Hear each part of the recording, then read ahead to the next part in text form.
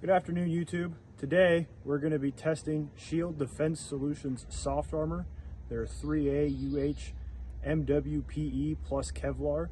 They sent us a little square sample, so we're going to shoot it today and see how it does. We've got some clay for a back face deformation test. We're going to start with a 9mm hollow points Hornady. If it survives that, we're going to move up to a Federal slug. And if it survives that, we're going to hit it with some Hornady VMAX. We're going hot with the Hornady 9mm.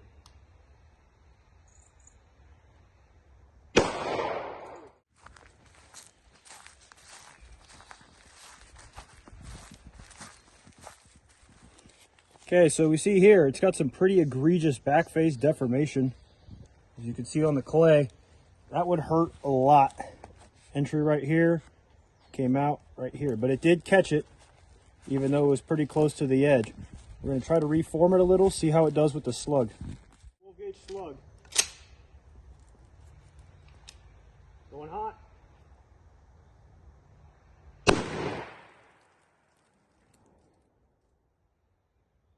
Well, I don't see any penetration on the can. However, it doesn't look like we're going to get our 5.56 test in,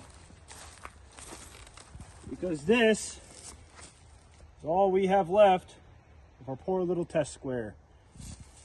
Now let's go into over here where all the UHMWP and Kevlar ended up. So we don't see any penetration. So I bet you if I pried hard enough, we'll see the slug in there, which we do. It sure did catch that slug. However, as for the back face deformation part, I can't say that I'm super impressed, but you won't have a punctured lung. Okay, so I lied. There was enough left over after digging the slug out.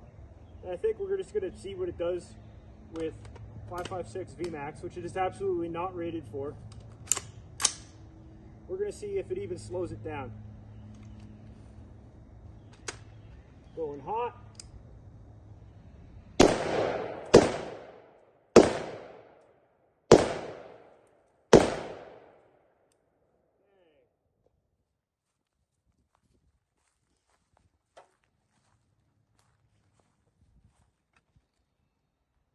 So it looks like it sure tried. You can see some of the holes in here, but they're all very much pass through. But at this point, that's kind of expected. That wasn't as bad as I thought it would be. In hindsight, it did remarkably well. It was already compromised by the 9mm hollow point when we shot it with the slug. I don't know if shooting the test sample with the slug instead of the 9mm first would have changed the results any. But either way, for $189 for a set of bulk cut soft armor, you can't really beat that deal in today's market.